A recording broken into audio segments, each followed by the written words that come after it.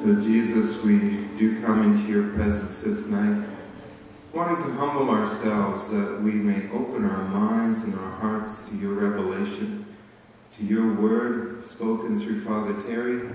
We ask that you would anoint his words this night, that he would speak your words, that you would be speaking through him, that you would be communicating your message of faith, of love to us this night, in and through Father Terry.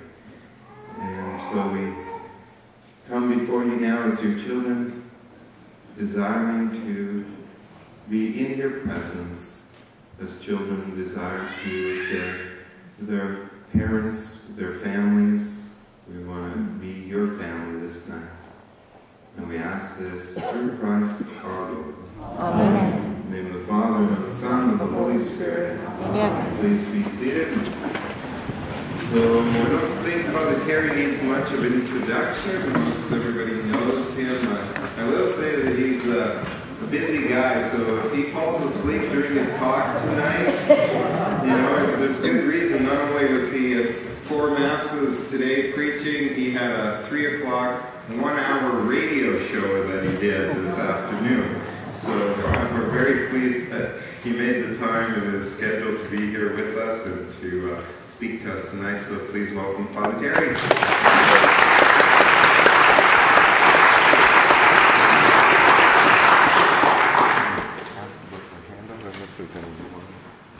So we have handouts. Can you hear me? Yes. Right, so if anyone didn't get a handout, I don't know if there are any more available. We're going to make some extra copies, but we don't have quite enough for one person, but one for a couple or family, something like that. They're making some more. They're making some more, so when they come around, you can just grab them. So I have some slides. Not everything has a slide, but some things do have a slide. So I'm going to jump right in, because I won't be able to cover everything that's in your handout word for word, obviously. I can't talk that fast. There's 18 pages there. But it's great to be with you. And this is going to present to you the intellectual reasons for believing in God's existence and believing that Jesus is who he says he is.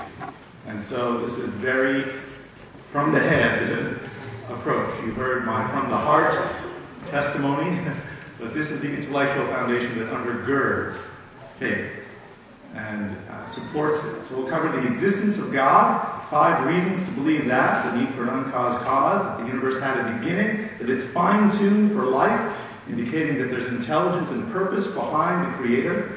There are modern-day miracles that show God intervening in the world, and that there's a sense of moral obligation that we have, which is a sign that God is a lawgiver.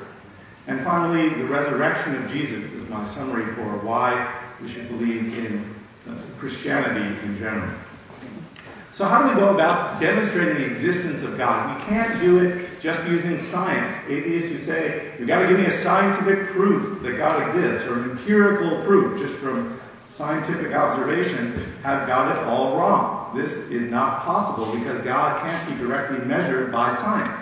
You might say God doesn't fit in the test tube, right? He's not a material being. He's purely spiritual. So we need other tools. We have to use arguments from philosophy to demonstrate God's existence. Scientific evidence can help to show certain truths, but ultimately we need to use reason by analogy. So we can get the next slide.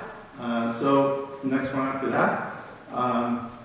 The scientific method requires observation and instruments, and reasoning about God using philosophy is actually scriptural. From the greatness and the beauty of created things, their original author, by analogy, is seen. Next slide. So God has left his fingerprints, if you will, on creation, and by looking at those fingerprints, we can see the goodness, the truth, the beauty of creation reflects the infinite perfection of God. And we'll see how this happens in the various arguments that build up a case for God's existence. So, next slide. The first argument we'll be using is the argument from cause and effect.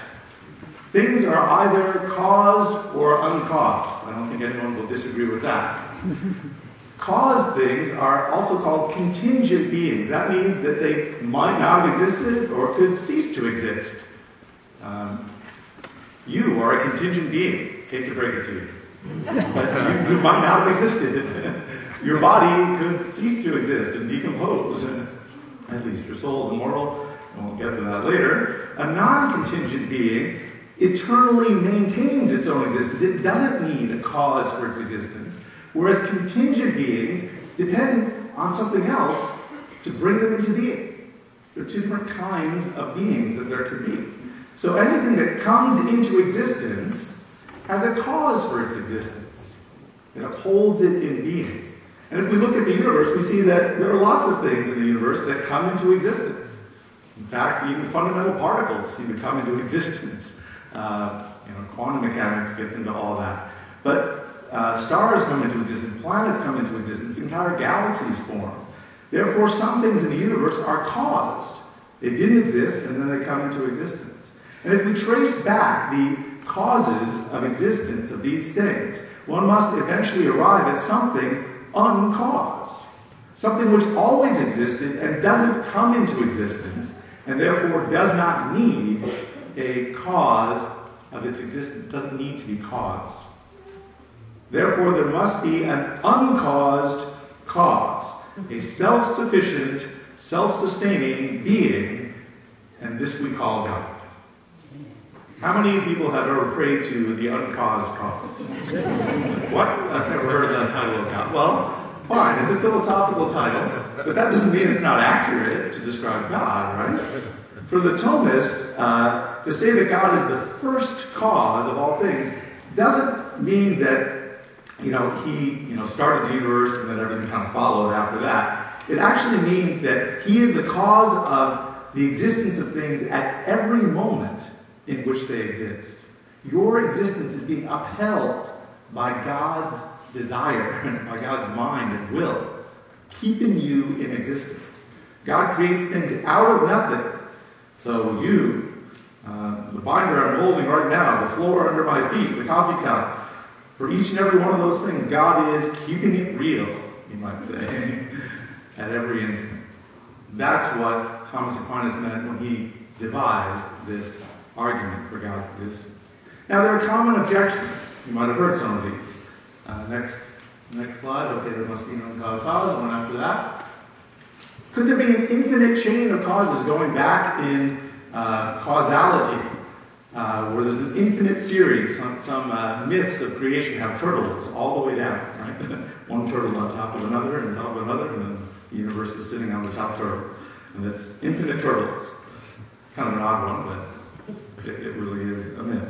So the response to this is, no, there can't be an infinite chain of causes of existence.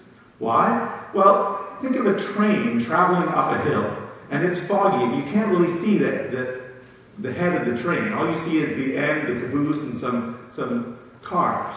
Now, a boxcar would be like a caused cause, a contingent being that requires something else to pull it in order for it to pull the next car, right? But there's another kind of car that could be on a train. What's that called?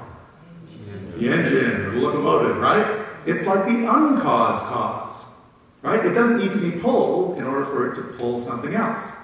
It causes other things to move, but it doesn't need to be pulled, right? It doesn't need a cause for its own going uphill. So if this train is going uphill, and someone says, oh, well, that train is just infinite boxcars all the way up, would you agree with it?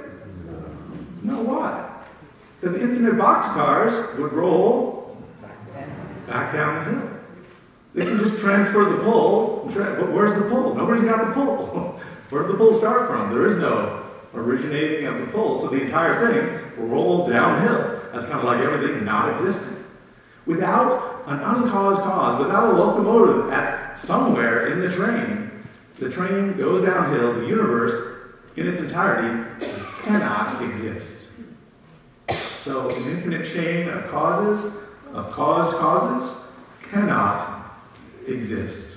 If there's no independent being, then the whole chain of dependent beings is dependent on nothing and could not exist. So the second objection, just fast forward, I think Who made God? This is actually almost said by various atheists. If God made the universe, who made God? Haha, I gotcha.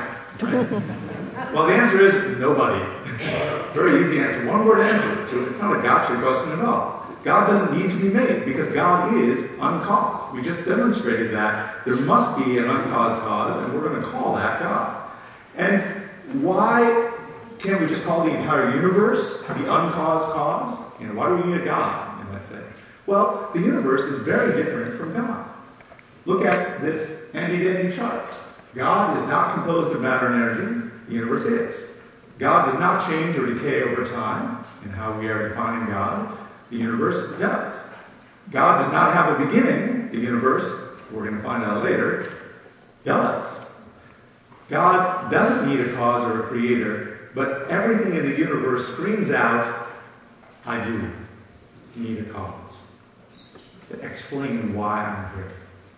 So this gives us an explanation of why everything exists.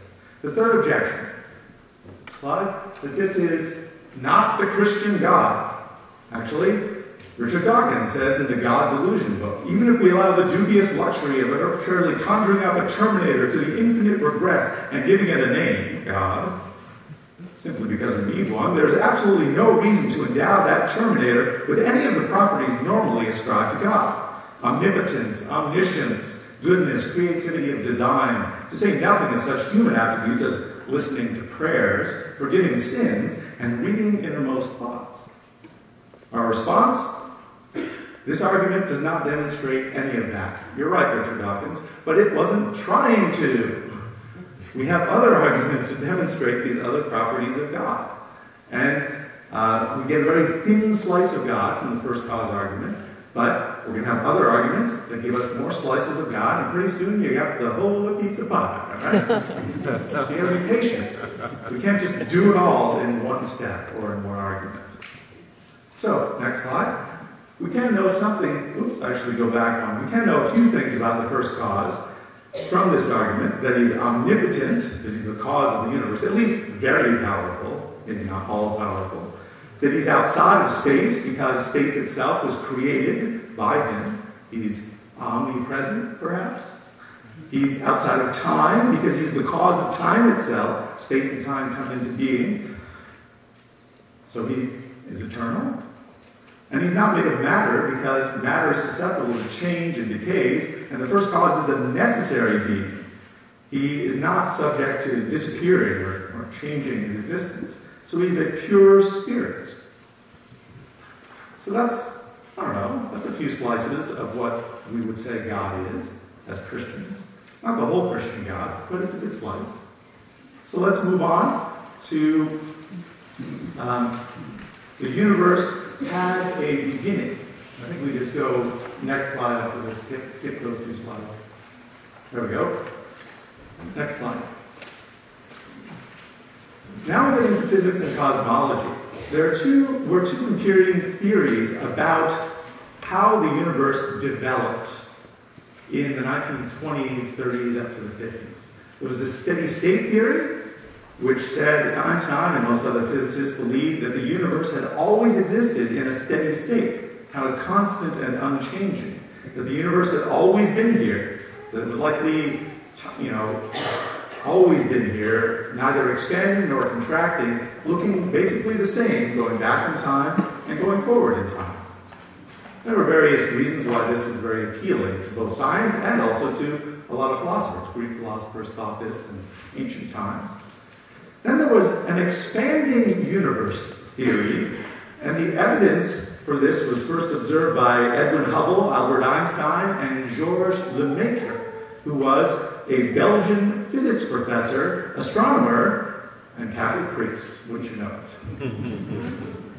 So, Monsignor Lemaitre, in 1927, showed Einstein a mathematical solution to his field equations in his theory of general relativity. And it described not a static universe, but an expanding universe. Lemaitre called his theory the hypothesis of the primeval atom. Einstein was initially unwilling to look at the theory. because it challenged all of his assumptions about how the universe worked. When he did look at it, he agreed that Lemaitre's math was correct. But he didn't agree with the conclusion and wanted to see observational evidence that supported the theory.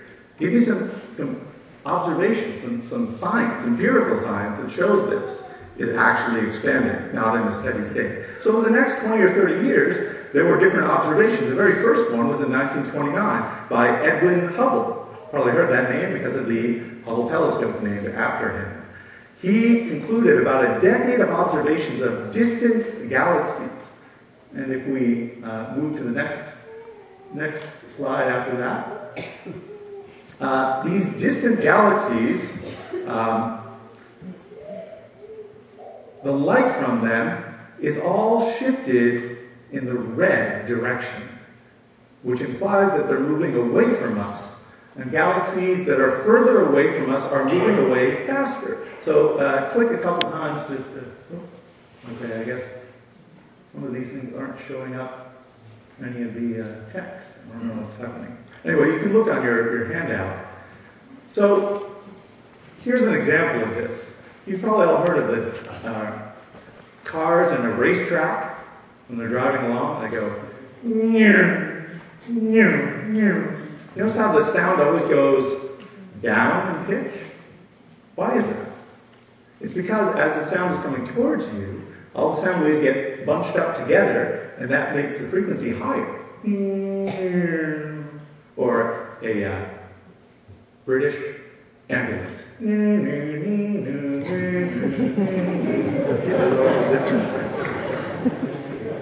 You've all heard this, you know what I'm talking about. Now you know why. Because then as it's moving away from you, the sound waves get stretched out. Because the source is moving away as it's making these oscillations in the air. And so you have this change in the frequency, and that's a change in the pitch and sound. In light, it's the same way. And as something is moving towards us, it gets shifted into the blue. The light gets bluer. And if it's moving away from us, the light gets redder. The faster it's moving away from us, the redder it is. This is called redshifting. And what Hubble discovered was all distant galaxies, every one, is actually moving away. And the ones that are farther away are moving away faster. So, I actually didn't bring my balloon, but imagine me blowing up a balloon. And there are dots on the balloon. That's sort of like an expanding universe. What do all the dots do when the balloon gets bigger, it stretches out? Every dot is moving away from every other dot in all directions. Add a dimension to all of that and you get our universe. Space itself is expanded like a stretchy balloon. And therefore all these galaxies are all moving away from each other. And so it doesn't matter where you are, you see the same thing. Everyone hates me and is running away from me. So, Hubble's law, the greater the distance between any two galaxies, the greater their relative speed of separation. In 1931, Einstein went to visit Hubble at the Mount Wilson Observatory, and he saw the observations himself. He renounced his own static cosmology, the steady-state universe, and endorsed the expanding universe model. This was on the front page of the New York Times, and he actually said in 1933, in response to Monsignor Lemaitre's theory, this is the most beautiful and satisfactory explanation of creation to which I have ever listened. So, it's good enough for Einstein, I think it's good enough for me. So, this shows that the beginning of the universe, if we reverse time, if everything's expanding, let's go back in time. What happens? Let the balloon collapse into everything is going to be together. So at the beginning of the universe, we have some near infinite density and temperature and heat. It's called a singularity, because everything is together. And then it expands at an incredible speed, and space itself expands. So this is evidence that the universe likely had a beginning at that point. And if the universe had a beginning, that's not a guarantee from the science, but it strongly pushes in that direction. then once upon a time it wasn't there. Not even the laws of physics. Essentially there was nothing and then the universe.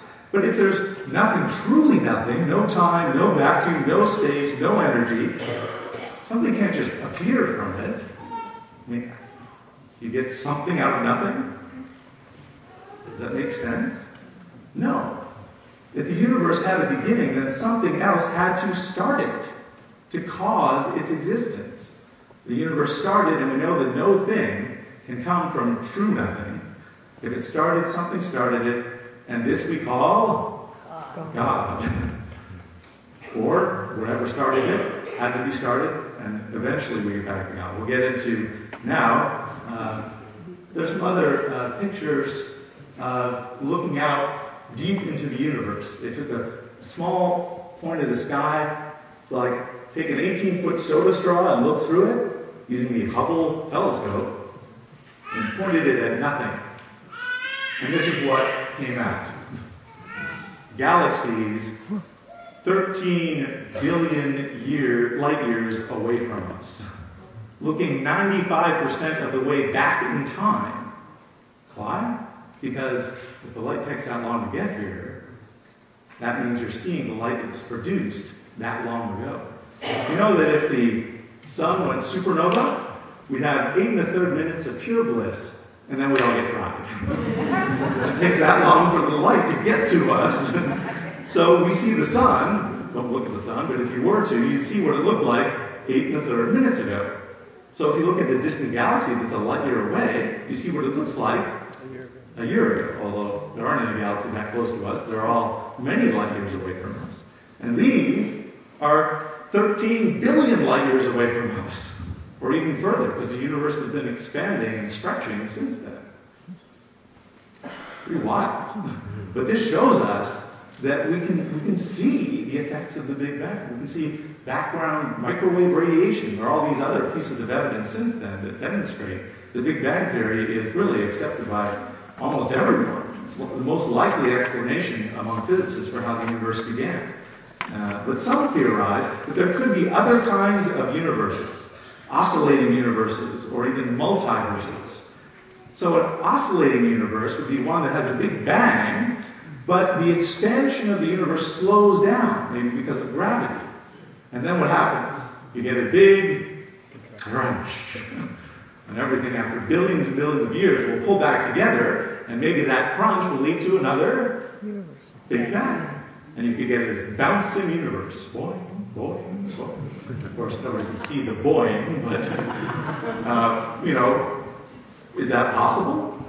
Well, actually, we now believe that it's not possible. And the reason is, every bounce would have more and more disorder. You can't kind of get back all the energy in the same way as when it started. It'll be all dissipated in different ways, like breaking. Disorder in the closed system increases. You know this because of your teenage son's room, right? You have to put work into the system, energy into the system, in order to keep disorder from increasing. So if the universe has been oscillating an infinite number of times since creation, or there wasn't a creation, it just kept on bouncing and bouncing, what would the disorder be like now? Maxed out. Could suns even form? No. Could life exist? No. We know with certainty, therefore, that our universe doesn't have an infinite age in the past, because it could be at most 100 bounces, or they come up with actually trying to figure out how many it could have been if this crunch. The other fatal flaw in this theory is we have evidence now in the past 10 or 15 years that the expansion of the universe is accelerating. It's not being pulled back by gravity. There's something called dark energy. The energy of space itself is pushing the universe to faster and faster expansion. Will there ever be a big crunch in our universe? No. That's the current scientific conclusion. So the universe will not oscillate. It will not bounce. What about a multiverse? Let's get really out there, right? Speculative ideas. Have you guys heard about theories like this? That all these different universes exist, and Therefore, maybe our universe came from another universe, which came from another universe, like froth on a bubble. And, we have these universes of membranes colliding and creating new universes by the intersection of them. The problem with these are, this inflationary idea of universes, there's a theorem that was developed in 2003. I won't get into the details, but it's called the BVG theorem, named after the 3 people who made it. And according to this, any multiverse connected to our universe, which is expanding the way ours is, had to have a beginning. Because if the expansion rate is positive, you can't inflate and inflate infinitely and still have a universe like ours attached to it. So there's actually physics theorems that argue against a multiverse that doesn't have a beginning. And if you have a beginning, what do you need? You need the same thing, a creator, something that caused it that didn't have to be caused. You need an uncaused cause. Let's move on to fine-tuning of the laws of nature. Now we're getting even more into the physics that make the universe work. How do we know that our universe is created on purpose? Couldn't we just be an accident? Is there any reason to believe that the universe isn't just random? How do we know that we're not just one cosmic burp? Hiccup that happened randomly.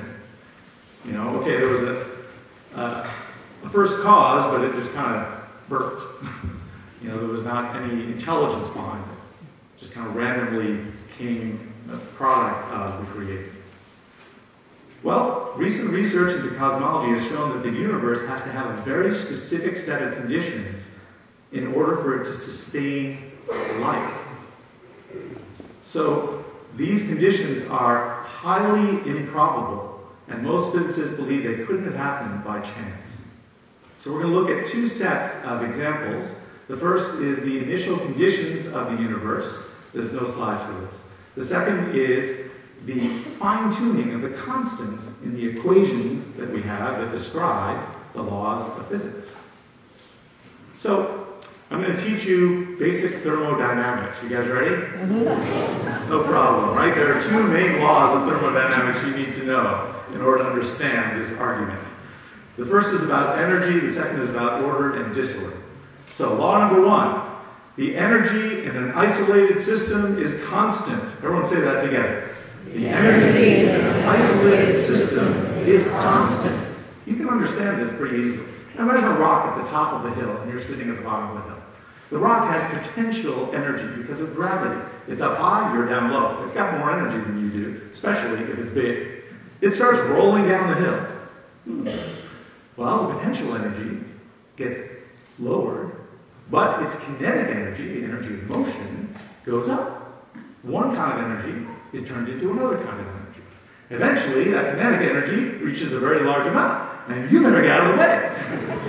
As otherwise, that kinetic energy is going to be transferred into your body and converted into heat energy.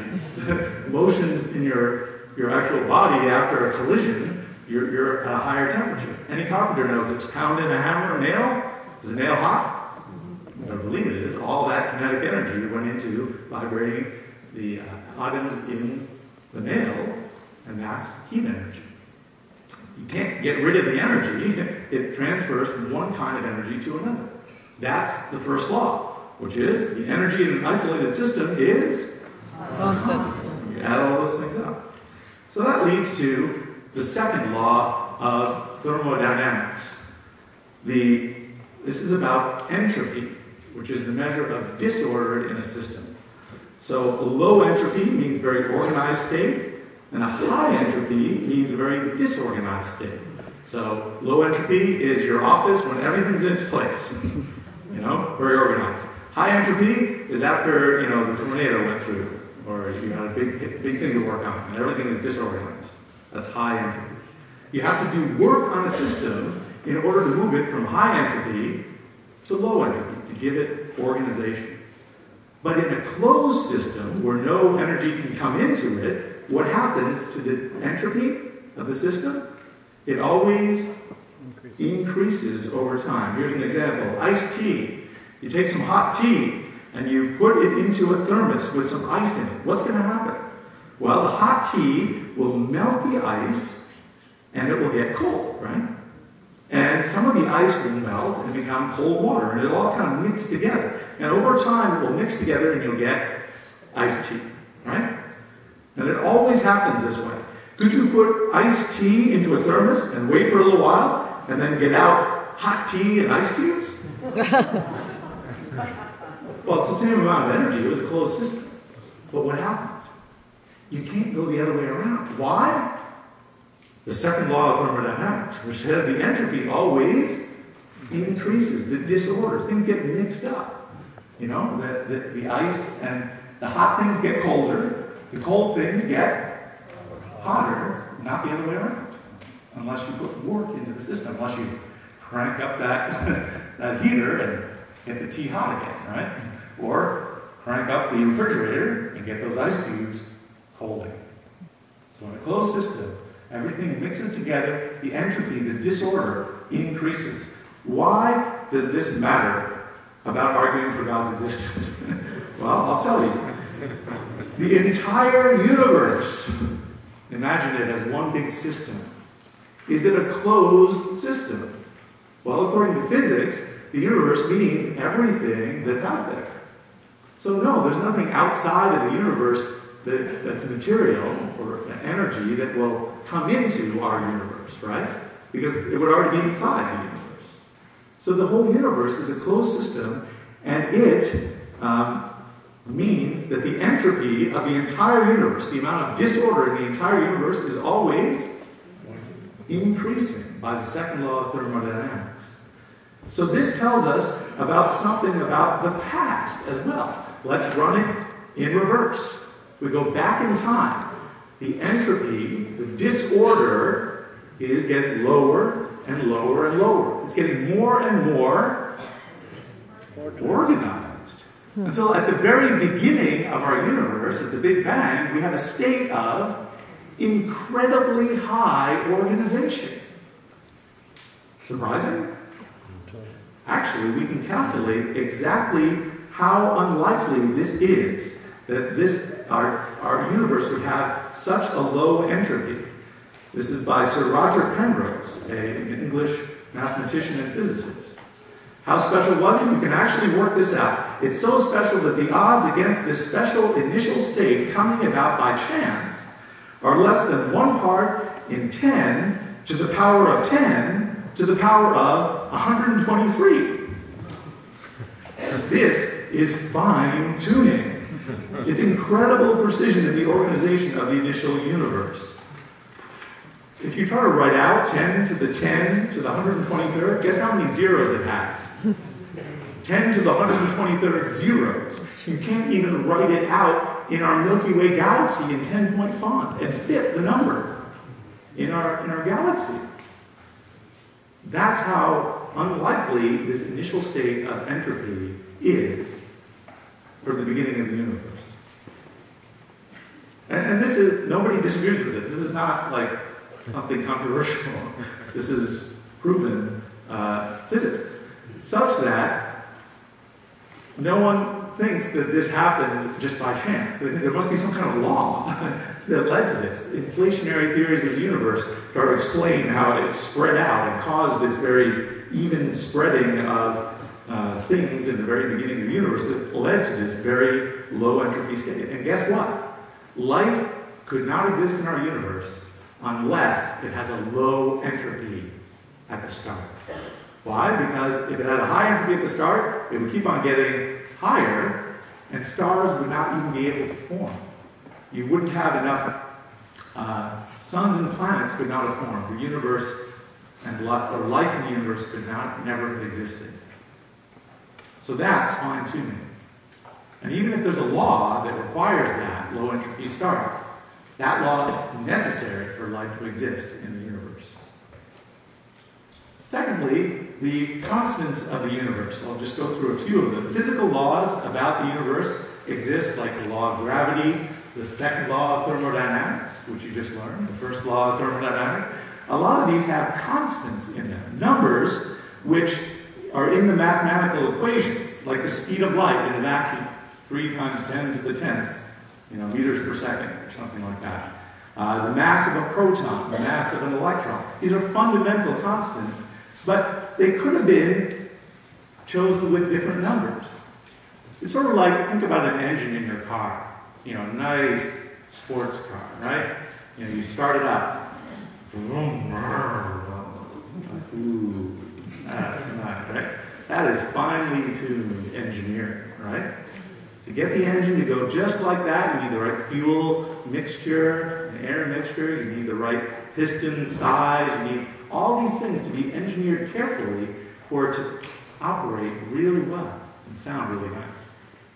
Well, the universe has these different constraints, these different numbers in the equations that determine how everything works in the universe that are much more fine-tuned than the nicest sports car you've always dreamed of having. That's the reality. Here are a few examples. If any one of these several constants was altered in even little ways from the number that it has, and there's about 20 different independent numbers in these equations as far as we know now, then life itself could not have been possible in our universe. The gravitational constant, if the weak force constant and the gravitational constant were higher or lower by 1 part in 10 to the 50th, either the universe would have kept exploding forever, or, and that's really bad for life because it wouldn't slow down enough for the right kinds of stars to form, or it would collapse catastrophically too early. Also not good for life. There's not enough time for life to evolve on planets. You wouldn't have enough time. If the strong nuclear force coupling constant were just 2% higher, there would be no hydrogen in the universe, the fundamental building block of all stars. And no stars, no life. But if it were just 2% lower, there would be no elements heavier than hydrogen. And that means no carbon, and guess what? You have a lot of carbon in you. You wouldn't exist without all these other elements heavier than hydrogen. So either way, 2% higher or lower, we're out of life. There are constants that determine the possible types of stars. And there are 2 extreme states that are hostile to life. If these constants were just a little bit higher or a little bit slower by a little fraction, then all the stars in the universe would be blue giants that would be giving out so much radiation it would fry any life on any planet. Or, if it were a little lower, it would all be these little red dwarfs that don't give off enough light for long enough for life to be sustained on any planet.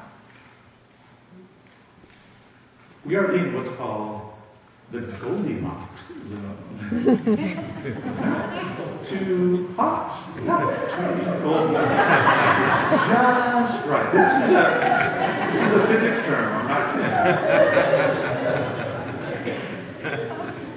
Isn't that handy, right? There's even carbon resonance there. I won't get into this, but carbon is formed in stars because of a precise resonance frequency in quantum mechanics of carbon, which matches perfectly, or very well, to the beryllium and the helium that's running into it and fusing in stars, which means there's lots of carbon that gets produced in stars. If that resonance frequency was just a little bit different, it wouldn't happen, and very little carbon would be formed in stars. And guess what? Life as we know it could not exist. When Sir Fred Hoyle, an atheist, discovered this in 1951, this is what he said. A common sense interpretation of the fact suggests that a super intellect has monkeyed with physics, as well as with chemistry and biology, and that there are no blind forces worth speaking about in nature. The numbers one calculates from the facts seem to me to be so overwhelming as to put this conclusion almost beyond question. And it shaped his atheism to his foundations. Let's move on to modern-day miracles. Miracles are wonders performed by supernatural power as signs of some special mission or gift, and explicitly ascribed to God. So it's God intervening and suspending these laws of nature we just talked about in order to demonstrate his power and show that he is real, or show something that he wants to demonstrate. So if we move, next slide. to, next slide after that, these are the criteria that are used in modern times to demonstrate that some kind of cure is miraculous. These are used by the Congregation for the Causes of Saints, for miracles, for canonizations. Similar criteria used by the Lourdes Medical Bureau, which I'll talk about later. So, the question we're trying to answer here is, okay, God is the Creator. God is really powerful. God has fine-tuned in some way the universe. He must be intelligent, super intelligent.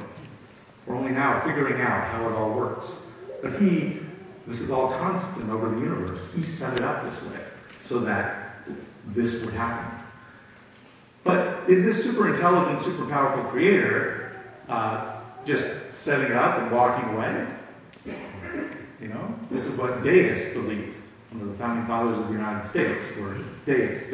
Well, yeah, there's a God out there who started everything, but he just kind of just lets it run. He doesn't intervene in his creation. Whereas we as theists believe God does intervene, especially in Christianity. God intervenes in the most serious way possible. God enters into his own creation. So modern criteria are, how can we find out when this happens? Because there's lots of healings and inexplicable things, but we need to set the bar very high in order to weed out things that are just, well, unusual events in nature. So the illness that's cured must be serious, life-threatening, or at least affecting a major function of the body. It must be organic. So they exclude all mental illnesses, not because they're not real, but we can't have objective guarantees of exactly the type of effects of the mental illness and how it's cured. So they just look at organic conditions that affect another organ of the body than the brain. The diagnosis must be verified and confirmed beyond doubt with documents, testimonies, analysis, x-rays, biopsies. All treatments which might have had an effect must be examined. The diagnosis must be regarded as incurable, at least with current means. There's no known cure for this condition. The cure, when it does happen, must be immediate. There's a rapid resolution of the symptoms and signs. It must be complete, no residual impairment or deficit, and it must be permanent, meaning it doesn't recur, doesn't come back. So the Lourdes Medical Committee is actually composed of 26 doctors and professors from 11 countries, representing more than 25 different disciplines. You can see the list in your notes. You can go to the next slide, and it should show a little bit of this. And the records are distributed to the experts, and they, according to their specialty, and they look at the cure that's claimed to be a miracle, a purported miraculous cure, and they examine these cases over the course of years in order to determine if all of these things are true. And then they can say, after study and discussion, the committee says it's unexplained by science and medicine, or it is not unexplained. There is a natural explanation. It's either exceptional or it's not. And then the final discernment about whether it's a miracle or not involves theological work. So that's done by the local bishop, who makes a declaration based on theological investigation of experts as well. So I'm going to share with you a couple of stories, accounts. And I've been to the Lourdes Medical Bureau to examine these particular records. I've seen the handwritten doctor's analysis, because I'm a skeptic. You know, I want to see it for myself, right? So I did. On a pilgrimage to Lourdes, I was able to spend 3 days in the Lourdes Medical Archives.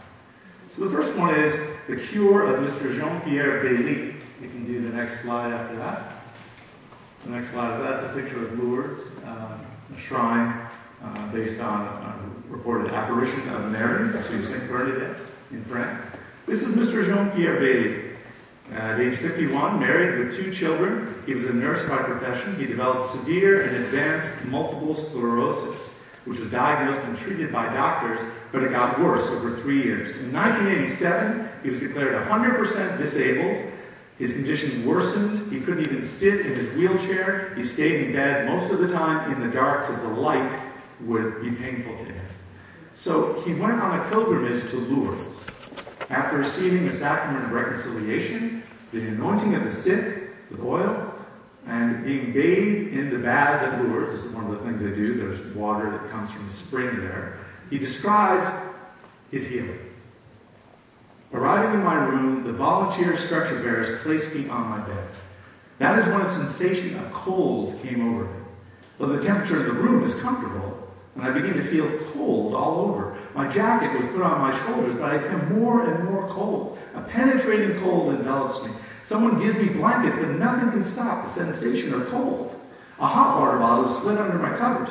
I remain flat in bed, and I don't shiver despite the cold.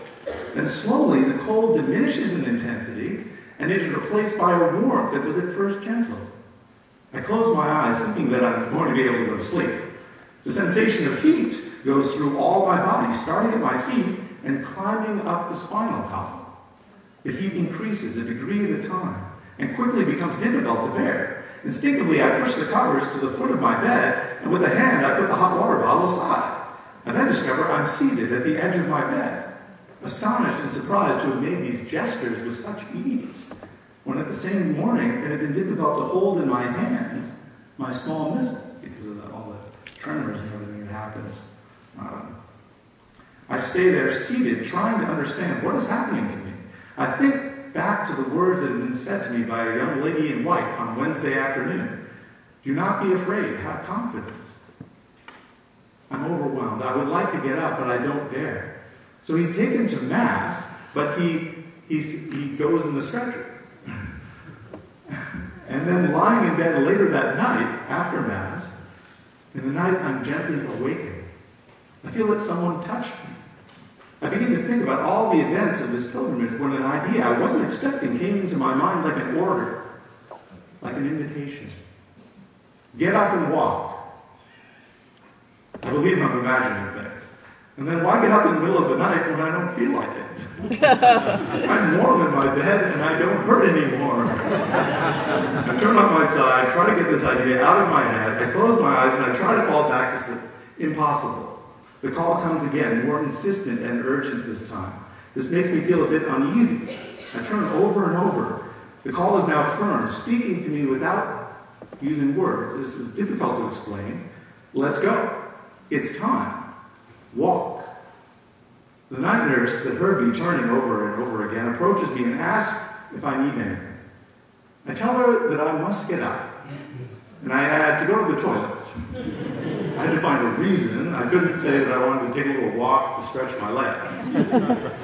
And that is how I took my first steps, without any other support than her arm. Unsteady as a child that is learning to walk. I feel solid on my legs, although they hadn't worked like that for quite a long time. I feel like I'm living a dream. It all seems unreal, but nevertheless, I am well aware of what is happening to me. The night nurse will tell me later that if she had really known my condition, she would never have let me get up like that. I did the round trip without any problem. Back in my bed, the night nurse leaves me, and I lie wondering, what is happening to me? I think back to the whole chain of events, the anointing of the sick, the cold and the heat that followed, the walk in the night, it all overwhelms me. He goes on to say what happened when he went to talk to his wife and children just can't be described. It had to be lived. He no longer suffers any restriction in his limbs, no pain or abnormal sensations. His neurological examinations are normal, no symptoms or clinical signs of attacks to the nervous system. Doctors checked him every year after that for 10 years to see if the cure was lasting. Guess what? It was. All of this checked out for the next 10 years, and it's still true. They all stated that the cure of Mr. Bailey had been sudden, complete, and lasting, and in 1998 they concluded Mr. Bailey suffered an organic infection of the type multiple sclerosis in a severe and advanced stage, of which the sudden cure during the pilgrimage to Lourdes corresponds with an unusual and inexplicable fact to all the knowledge of science. It was declared a miracle by the bishop of his local diocese a couple years ago, maybe 1 or 2 years later. So that was the 66th, I believe, miracle to be declared at Lourdes. Move to the next slide now. Let me describe to you my journey to Lourdes, because this next cure is Marie Bijot, and I had some kind of personal experience with this one.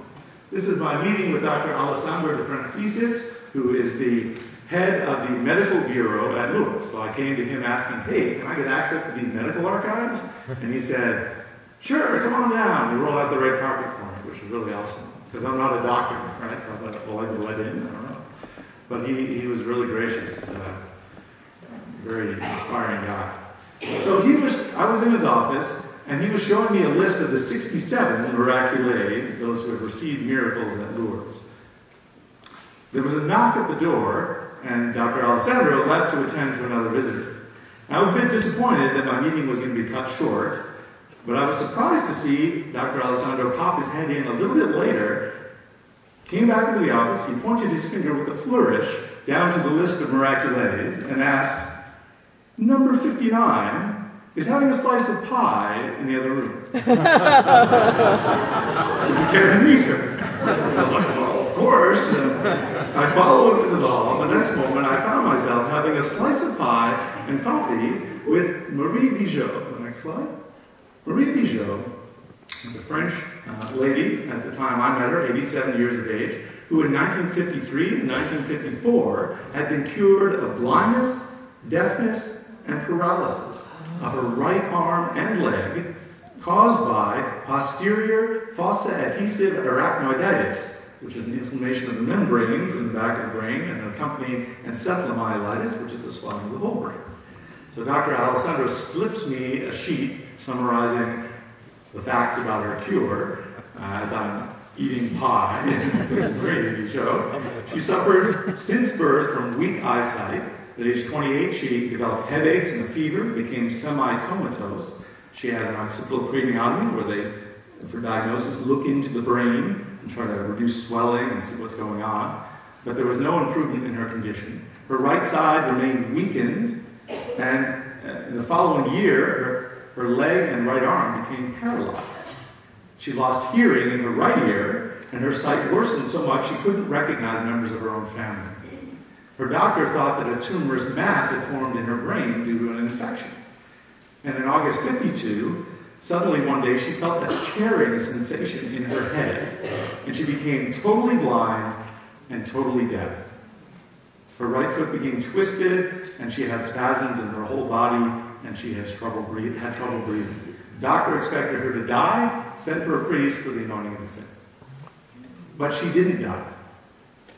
A few months later, she sent off to Lourdes in 52 and returned from Lourdes pilgrimage with no change in her condition. During the next year, she could only take liquids, and her family spoke to her by tracing words letter by letter in the palm of her hand. So then she returned on a pilgrimage to Lourdes 1 year later, in October of 53. And between bites of pie, I kind of like, Marie, through translation, why did you go back to Lourdes if on your first pilgrimage, there was no healing? And she said, I returned to give thanks to God for not having died in the past year. During the second pilgrimage, she was present at the evening procession of the Blessed Sacrament, where they processed with the monstrance before all the sick gathered. And Jesus is present to them. She suddenly experienced a brutally painful crisis in which the paralysis of her right leg stopped, her foot became straight, and the next day her right arm was healed. But the deafness and the blindness remained. Well, Marie returned to Lourdes for a third pilgrimage a year later. And during the anointing of the sick, she suddenly heard the crowd singing, her deafness disappeared, and a doctor's examination determined that the back of her eyes appeared normal. Sure enough, on the train ride home, her sight returned. And examinations a month later showed her sight and hearing to be absolutely normal. So as I finished eating my pie, I looked over to confirm that Marie was using her right arm and her right leg. and that she could see me and hear me just fine, more than 55 years after her miraculous cure. So I came to the Lord looking for some medical archives, and I never expected a face-to-face conversation with one of the handful of surviving miraculous wounds. And I can say now from personal experience that I've seen the lame walk, the deaf hear, and the blind see through the power of Jesus Christ. Now, no one of these is an absolute airtight proof of God's existence. But when you start going through the things in the Lord's medical bureau, you have to wonder if God isn't intervening in creation. Even if I were an atheist at the time of reading this stuff, I think I would be shaking. Now, as a believer, it makes a lot of sense, doesn't it? Not that this is God's plan for solving all of our hospital crises or something. It's meant as a sign. It's not meant to empty our hospitals. God is here. God is real. He intervenes in our world. So, we'll finish up the last couple of things. I think I'm going to skip the moral obligation argument and just go right to the resurrection of Jesus. You can read for homework number 1.5. The resurrection of Jesus. Next slide. There are 5 historical principles we're going to look at in our final part of this tour de force here. These are guidelines used by historians to assess historical testimony. Specifically, we're going to look at the resurrection of Jesus and the evidence for it according to historians, how they would look at it.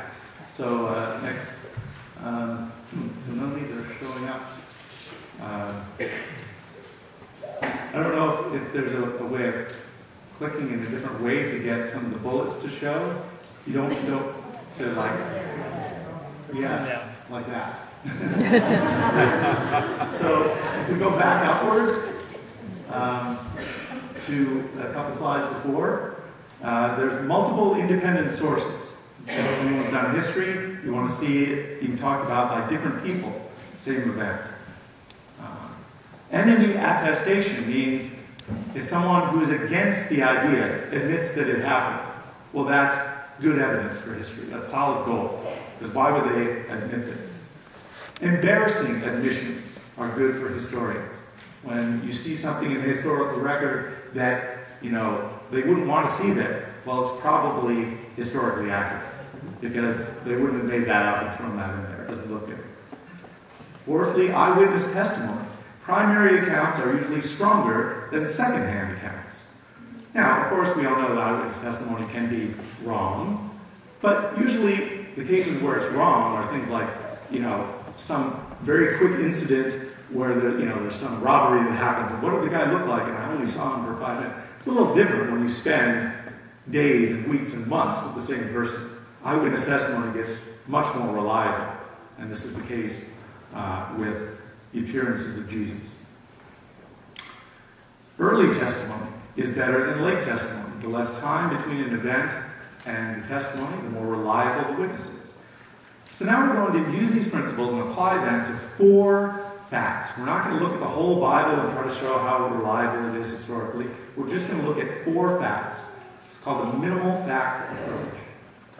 These facts are that Jesus was crucified and buried, that the early Christians believed that Jesus rose from the dead and appeared to them, that Paul suddenly changed from being a persecutor of the church to being a preacher of Christianity, and that Jesus' tomb was found empty. So, the claim here is, the argument is, that the resurrection of Jesus is the best explanation that fits these 4 facts, which are agreed upon by most modern historians, even secular historians. I'm not just talking about Christians or Catholics. The 4th one is maybe 75% accepted. Virtually all scholars that are historians about this time period accept the first 3. So if Jesus did not rise from the dead, you have to come up with a natural explanation that fits all 4 of these facts. Otherwise, it's not a good explanation. It's not really explaining what we all agree on. So fact number 1, on the next slide, Jesus' death by crucifixion. There are multiple and early attestations of this. All four Gospels testify to the death of Jesus by crucifixion. Many letters of the New Testament report it. Paul reports it in 1 Corinthians and Galatians. These are actually written before the Gospels. And it's also present in several sources outside of the Bible. Now, not all of these sources are equal in their reliability. You can argue about certain ones, but at least a couple of them are really solid. I won't get into the details, but Josephus talks about Pilate condemning Jesus, condemning him to be crucified. Tacitus talks about Nero persecuting Christians, and Christus, from whom the name had its origin, suffered the extreme penalty during the reign of Tiberius at the hands of one of our procurators, Pontius Pilate. We say this in our creed, and historians say it as well.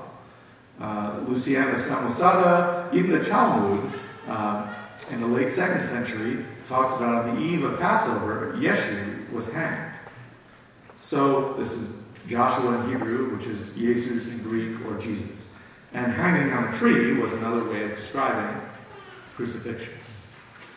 Christ redeemed us from the curse of the law, having become a curse for us, for it is written, "Cursed be everyone who hangs on a tree," from Galatians 3:13.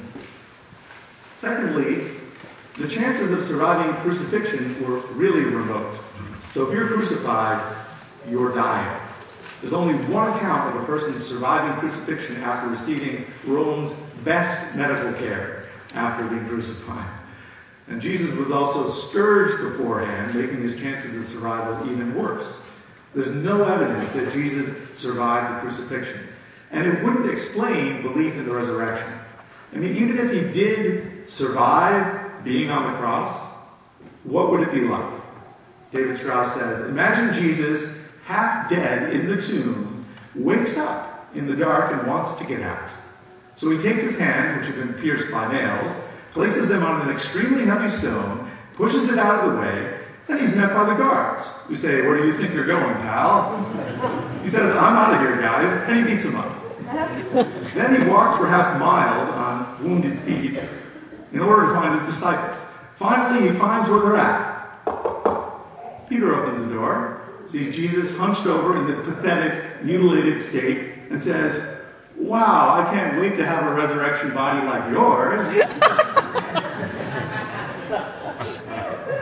No, he would have said, "Let's get you to a doctor, you need help." Would there be belief in the resurrection? No. Would there be a victory? No. Would Christianity have gotten out of the starting blocks? No. Even the highly critical co-founder of the Jesus Seminar, John Donahue Crossan, writes that Jesus was crucified is as sure as anything historical could ever be. So fact number 2, Jesus' disciples believed that he rose and appeared to them. We have early creeds that predate the Gospels, which were all written by around 100 AD, so within 40 to 70 years from when Jesus was crucified. But the early creeds predate even the Gospels, and we have them written down in the letters of Paul. Paul wrote his letters in the 50 ADs. So that's about 20 or 25 years after the death of Jesus in 30 AD. So we can read about these early descriptions of what Christians believed about Jesus rising from the dead in 1 Corinthians 15, 3-8. "For I delivered to you as of first importance what I also received, that Christ died for our sins in accordance with the Scriptures, that he was buried, that he was raised on the 3rd day in accordance with the Scriptures, and that he appeared to Cephas, then to the 12, and then he appeared to more than 500, and he goes on, and he says he finally appeared to me." The first half of this is clearly a creed that was used by the early Christians and was taught to St. Paul sometime after his conversion. And we can see this based on the rhythm and the flow in accordance with the Scriptures. In fact, don't we actually have that in our creed? Yeah, we do. Or, the use of Cephas is an Aramaic word, so it pushes for earlier dating because they use that Aramaic language would have been closer to an oral speaking, because that was the language of speaking, and it was written down in Greek later on. So it pushes for the language of Jewish Christians, as opposed to Christians outside of Jerusalem. And many scholars believe Paul received this creed when he visited Peter and James in Jerusalem, it's mentioned in Galatians 1, around 35 AD. Because he says, I delivered to you as of first importance what I first received. He received it and he handed it on. That's called a tradition. It's not something that Paul made up himself. He's saying, I got it from someone else, which means it's even earlier than when Paul was writing. We see this in Philippians 2, verses 6 to 11 as well, a similar kind of creed. As early as 20 or so years after Jesus' death, this creed was written. So, you know how sometimes you'll hear skeptics saying, oh, well, you know, the resurrection, that was something that was made up later on, right? You know, after the Gospels were, had been talked about and this and that, and then finally they came up with this resurrection idea. Well, you know what the evidence says? Exactly the opposite. That the resurrection of Jesus and belief in it was early. Very, very early. And it's not some later accretion. The evidence from history says it isn't. It's not a faith statement. There are 7 early sources that testify to the disciples' willingness to suffer and die for this belief. There's Luke, Ignatian of Antioch, Clement of Rome, Polycarp, Dionysius, Tertullian, Origen. They all speak about the fact that the early apostles were willing to lay down their lives for belief in the resurrection. They would preach the resurrection, and then they would be persecuted for it. Now, this isn't proof of Jesus' resurrection in itself, because sincere followers of other religions are willing to die for what they believe, too. But you know what it does show? Sincerity of belief. They weren't liars making up a story for themselves. People don't die for a lie that they made up. They'll say, okay, I admit it. So we have reports that Jesus has been raised from the dead from at least one eyewitness, Paul, and probably the Jerusalem apostles and others. So this leads to, this is a secure fact, that they at least believed it, and they were sincere in their belief. So we move on to Paul's conversion from a persecutor of Christianity to a preacher. He was arrested and he arrested and had Christians executed. We read this directly from Paul himself in most of his letters and in the Acts of the Apostles. And there's even an extra biblical quote that confirms this. He who persecuted the church now proclaims the faith he once sought to destroy. Well, that's pretty clear, and it's not even in the Bible. So there are 7 other sources that testify to Paul's willingness to suffer and die for his belief in the resurrection of Jesus later on. So this leads to the question of what changed Paul. You need to explain that.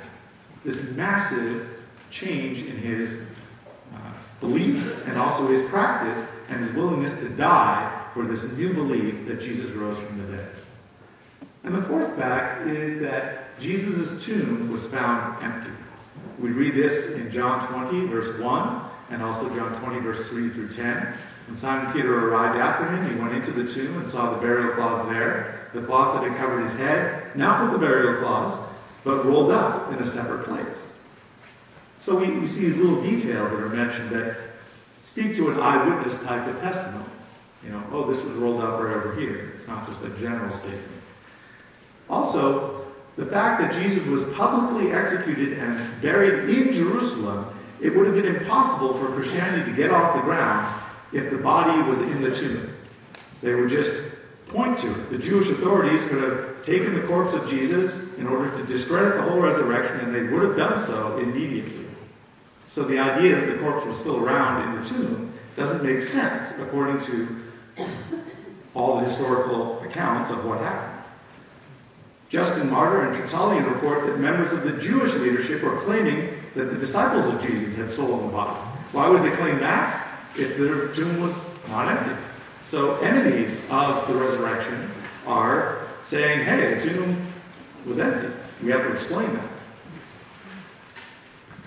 So the claim is that based on these 4 facts, the resurrection of Jesus explains them all. Now let's look at some other possible explanations, natural explanations, just a few of them, and show how they fail to explain these 4 facts. The earliest attempt was a conspiracy theory. The disciples stole the body, formed a conspiracy to spread Jesus' teachings and deceive followers into thinking he's alive. Well, we have a large group of people who are agreeing to lie, and none of them break, even under torture. Here's what it would have looked like. Hey, I've got a great idea. Let's make up a story about Jesus being risen from the dead. It's sure to get us expelled from our kinsmen. We'll lose our wealth, our families, even our land. Most of us will be subject to torture and martyrdom. Who's with me? I don't think that was going to get off the ground. The answer is no one. People are now willing to die for a lie that they make up themselves. And under torture, no one, weak or strong, saint or sinner, Christian or heretic, ever confessed freely or under pressure, bribe, or even torture that the whole story of the resurrection was a fake, a lie, a deliberate deception. Even when people broke under torture, they denied Christ and worshipped Caesar. They didn't let that cat out of the bag that the resurrection was a hoax. Never revealed that it was their conspiracy. For that cat was never in that bag. It at least shows sincerity, this voluntary suffering. So it's also contrary to all the evidence that we do have in the historical record in the Gospels that for this period are considered reliable documents. And it doesn't match the psychological state of the disciples after the crucifixion. They were filled with unbelief. What transformed them into fearless preachers? If they were afraid for their lives, some hoax, that's going to make them not cowardly. So the second theory that's offered is the apparent death theory, that Jesus didn't die, he was placed in an unconscious state by Joseph of Arimathea. The cool air and the darkness in the tomb has just revived him. God, this is really refreshing. It ignores the scourging at the pillar, the blood loss, the flesh ripped off of his whole body that could easily be fatal, repeated beatings by soldiers, that he was kept up all night, 4 trials, the crowning with thorns up to 2 inches in length that can actually make indentations into the skull, the spear thrust into his side, which flowed blood and water, a sure sign of death, the lungs filling up with blood and water and the pericardial sac around the heart. Wrapped in burial cloths, 70 to 75 pounds of linen with the spices. And then, of course, all the problems of the conspiracy theory, because they would have had to come up with a hoax that he had risen from the dead when he stumbled out of the tomb instead. Here's the third one, the wrong tomb theory. This is the most one in the turn of the century. The women and the disciples went to the wrong tomb. They found it empty, and they concluded that he rose from the dead. Well, they take very precise note of where the tomb was when he was buried, in 2 different accounts, 3 accounts. They tell the disciples, and guess what? They amazingly run to the same wrong tomb and draw the same false conclusion. And then the Sanhedrin and all of the Jews, well, they must have gone to the wrong tomb as well, because if they went to the right one, they would produce the body. And, of course, that means that the Roman centurions were guarding the wrong tomb as well. That's the only logical conclusion. The hallucination theory, that the state of mind, because of grief, leads to images of their deceased loved one. Now, this does happen. People who are in grieving will see images of their loved ones in different states, especially with extreme grief. Can there be a collective hallucination of a large group of people? Because we have accounts of many people seeing Jesus at once. Well, it's not totally clear that happens. And if it ever were to happen, they would all need to be in the same psychological state. A group kind of mind, if you will. But people don't sustain these hallucinations over a period of weeks. And we're not dealing with hysterical people. We have Mary Magdalene who's weeping. We have women who are afraid and astonished. We have Peter, who's full of remorse. We have Thomas, who is the skeptic and the unbeliever. We have disciples who are discouraged and distracted and walking on the road to Emmaus. We have about every different emotional state you could have. And they're not all the same. And if they were hallucinating, how would they get Jewish unbelievers to participate in the hallucination? Why wouldn't they just produce the body and end it? So this actually covers, at least in categories, the type of general categories of explaining. He didn't die. We can maybe move to the next slide. He didn't die, that's the swoon theory. Or he died. And if he died, then he didn't rise, and the apostles knew it. That's the conspiracy theory. Or the apostles didn't know it. That's the hallucination and the wrong tomb theory. The only other alternative left is he died and he rose. And we call that Christianity. So I believe that although it's not slam dunk proof, that given the weight of the evidence, it's reasonable to believe, especially if you already agree that there is a God who created the universe and who interacts with the universe and who is the source of the moral law, that God would enter into time and would take on flesh. It's surprising, but it's reasonable, given the motive of love. And that same motive of love would lead to Jesus offering his life on the cross. And because he is God in the flesh, he has the power to lay down his life and the power to take it up again. And that given all the other evidence we look for, I don't think that Christianity is a leap into the dark. I think it's a leap into the light of truth. God bless you.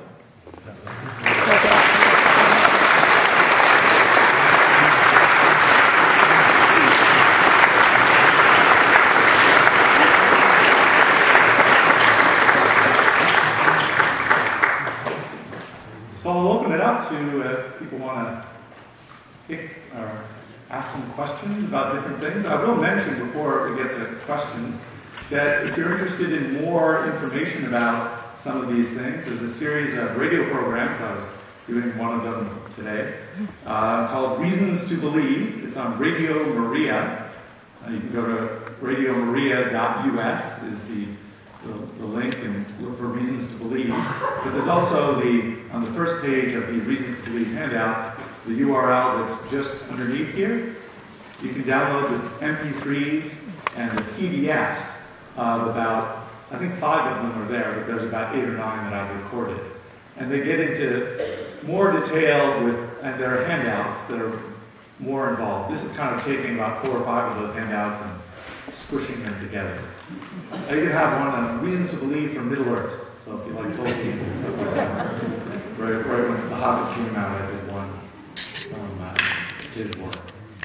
So, anyone would like to ask a question, something you heard or always wondered about this kind of stuff? Yeah. How come we haven't heard more about this in sort of the popular press or even not so popular press? Yeah, why haven't we heard more of this in the secular media? Right. Yeah. Well, some of the things that I've described to you are fairly new science. In fact, some of it is so new that high school textbooks probably haven't incorporated the BVG theory dealing with multiverses needing a beginning or something like that, right? Or why the expanding universe is expanding and accelerating. So I think that some of it is new. Other parts are that this combination of hard science and philosophy put together is a pretty narrow market, if you will. People like me, I'm interested, I don't know, some other people too, but there aren't a lot of people who are, theologian physicists, theoretical physicists, but there are some, and that's where some of the handouts. In fact, if you look at the very end of the entire thing here, you can actually take a look at my bibliography, and there's examples in the beginning, Evidence for God from Physics by Father Ron Spitzer, or Father, I forget his first name, but Robert Stutz. And he even has the Reason series, What Science Says About God. That's for high school programs. It has 5 DVDs, half-hour things. They're awesome. I'm using them in my religion class at Maryvale Academy. I teach high school religion. It's going to be in the science program there, actually, in the next couple months. I think it ought to be getting more airplay. But what it takes is, people like you spreading the word, saying, hey, we should hear more about this in our schools. We should hear more about this, talk about it. I think that's part of the solution. Yeah. Among theoretical physicists, a lot of this stuff is known. And that's why multiverse theories are trying to figure out, well, is there any way to explain this fine-tuning or other things in other ways besides some kind of intelligent creator, right?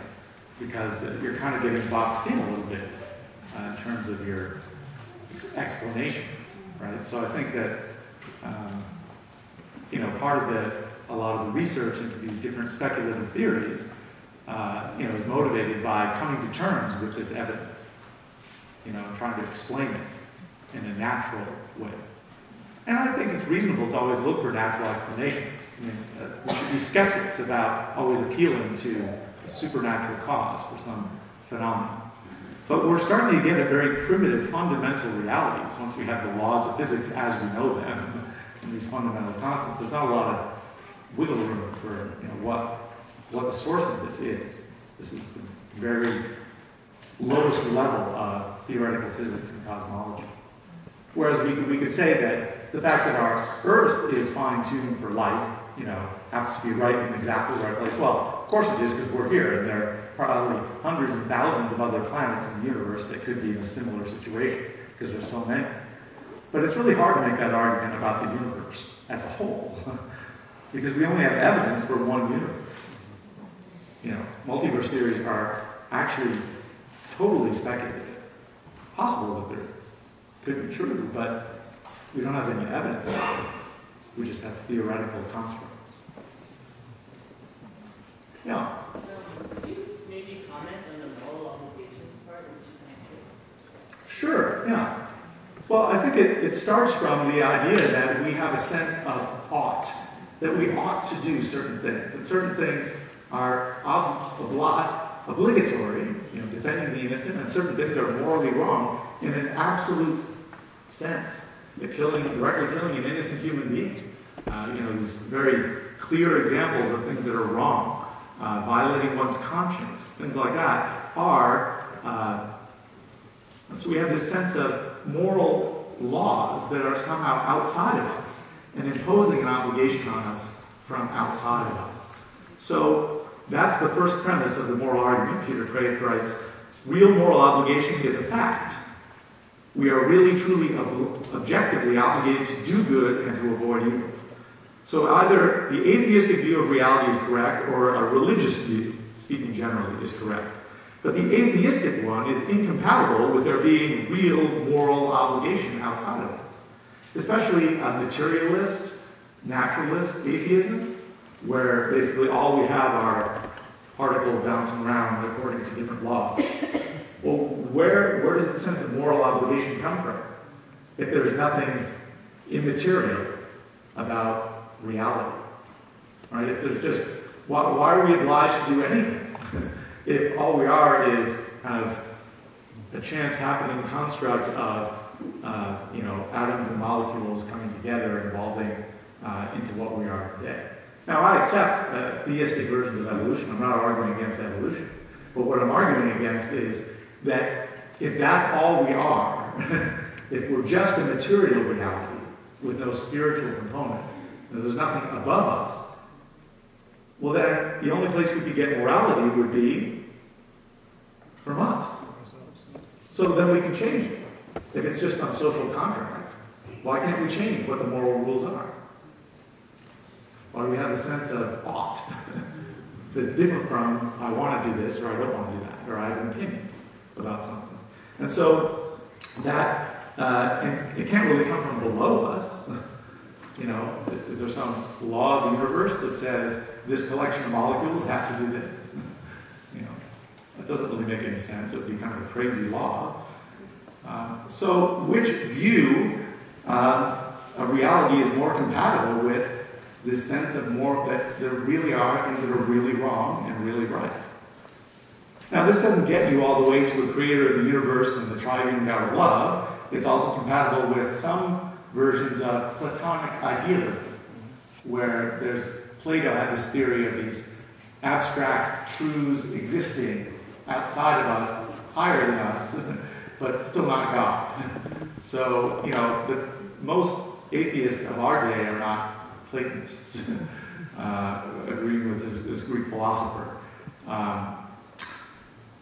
But it's not compatible with this materialist atheist view of reality.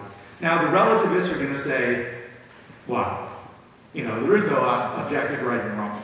They're just going to throw out the idea of moral obligation entirely, right? And say, well, that explains the problem.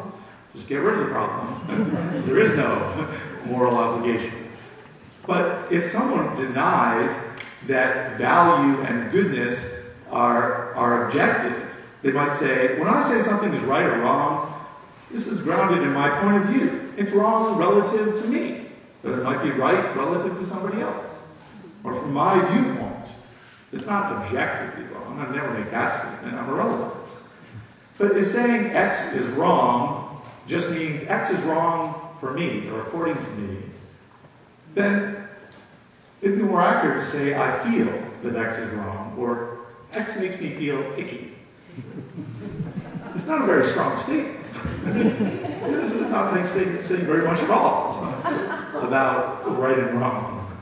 But people who think that all morality is subjective, relativists, still treat subjective moral opinions very differently than they do subjective atheistic opinions or mere preferences. In other words, they'll get very upset if you try to impose your morality on me. That's wrong. Well, is it? It's not wrong for me. I mean, you can play this game, right? I mean, I'm going to take your stereo. No, you can't. Why? Well, I don't want you to. Well, I do. The students in the classroom. Well, we're all going to cheat. This teacher said, I've been teaching moral relativism all this time. Values clarification. What is your value? Well, the students say, we value cheating. The teacher says, well, I don't. This is my classroom, and we're not going to cheat. Well, that's not what moral relativism says, right? Suddenly they have to change the rules. And it's might makes right. I have the power, I'm going to dictate that you can't cheat. That's the morality you end up with if you're a moral relativist. If someone denies that goodness and values really exist outside of us, then the Cambodian dictator Pol Pot was not really wrong in thinking it was good to commit genocide on his own people, killing 21% of the Cambodian population. That really happened. He was just different. If moral relativism is true, then Pol Pot's morality is different from yours, in the same way that some people like chocolate ice cream and others like vanilla. Does the relativist really believe that? I think if you push people, they might start to break down at this point and wonder, maybe there is something to this objective moral reality. Another thing you can say is, sometimes people will put up the problem of evil. Why is there so much suffering, so much evil in the world? And they may be an atheist who says that. And you say, well, hey, C.S. Lewis viewed this when he was an atheist. Here's what he said. My argument against God was that the universe seemed so cruel and unjust. But how had I got this idea of just and unjust? A man does not call a line crooked unless he has some idea of a straight line. What was I comparing this universe with when I call it unjust? If the whole show was bad and senseless from A to Z, so to speak, why did I, who was supposed to be part of the show, find myself in such violent reaction against it? Of course, I could have given up my idea of justice by saying it was nothing but a private idea of my own. But if I did that, then my argument against God collapsed. For the argument depended on saying that the world was really unjust. Not that it did not happen to please my private fancies. Thus, in the very act of trying to prove that God did not exist, in other words, that the whole of reality was senseless, I was forced to assume that one part of reality, namely my idea of justice, was full of sense, that there really was absolute justice. That's what the argument from the problem of evil hinges on. Consequently, atheism turns out to be too simple, because it can't explain why good exists. This is called the problem of good. So if someone comes to you with a problem of evil, that's a real thing that we have to deal with as Christians. Because we believe in all good, all-knowing, all-loving God. Right? So that's a hard problem. We can talk about that some other time. But first, ask them, well, let's look at the problem of good and come up with an explanation for that first. And then we can look at the problem of evil. Because they have to go together. You can't just take one of those two. So, does that answer your question? Oh, yeah. Great. So you can read the objection from evolutionary psychology. That would be your one. All right. Well, I want to. If you have to go at this point, well, I'll let you go. I think there are a couple more questions we can take. Before we close up shop. Yeah. Just want to ask you a question. People say they're atheists. Do you think there's a real reason for them to say that they're atheists after they've been born Catholic, in the Catholic faith? And I tried to ask this person, why do you say you're an atheist? And she couldn't answer why. She just said, That's a good question to ask. Why are you an atheist? Because there can be many different reasons. Some of it has to do with being an experience that they've had against, being harmed by the church or someone representing God. Other times it's a very intellectual thing. They think that science can explain all of reality or something like that. So I think if they don't know why, then maybe they just kind of slid into it, not through a reasoned argument, but just kind of like I have. I just sort of went with the flow and didn't really think about the issues. And I think those people, you really want to reach out to them, with evidence, and to talk to them about reasons to believe, and to have them take a second look, because maybe they hadn't heard any of what I just presented or anything like it.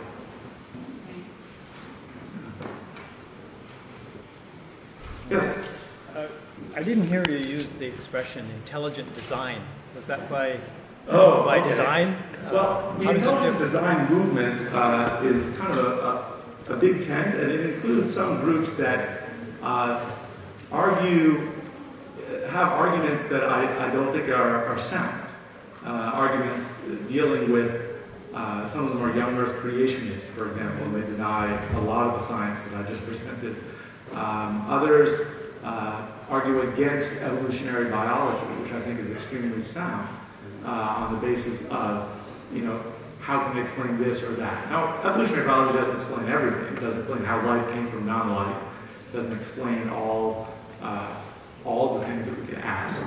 But it does have evidence from 15 or 20 different disciplines supporting it independently.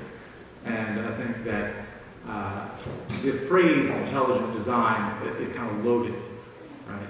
But I do think we have clear evidence of a creator who has super intelligence and who has a purpose behind it. And you can even say he's designing the universe, but through indirect causes, secondary causes. A Thomistic theology about God as creator says that he likes to use secondary causes to bring about order in creation. That it's not God's style to do like one-offs of every single species, let's say, if he can bring it about through, through natural laws that will accomplish the same thing. But there is a need for intervention by God for the creation of the human soul, which cannot evolve. That's immaterial because it can share in God's own life and know God, know immaterial reality. So, I don't have a problem with Catholics who accept other things than theistic evolution. Michael Behe wrote Darwin's Black Box. I've read that. I've also read the critiques of it and other people in the intelligent design movement. So, I mean, there could be healthy debate, and as Catholics, you can have a variety of opinions. Faithful Catholics can disagree about a lot of things in this area. But I think what we need to teach in the school system is something that does justice, full justice, to all the scientific disciplines. We don't want to be sort of being afraid of science. There's nothing in science that is a threat to the Catholic faith. Full stop. Authentically done science, which is always, the conclusions of science are always, have a provisional. They're all provisional, because new research can find new things, right? But we need to view the scientific disciplines as a means to achieving truth.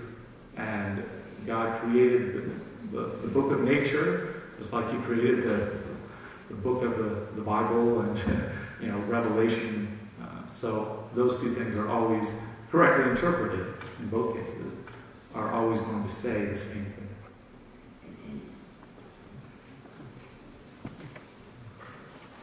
Now, I'll talk a little bit, but could you please repeat what you're looking at in your talk that you're delivering?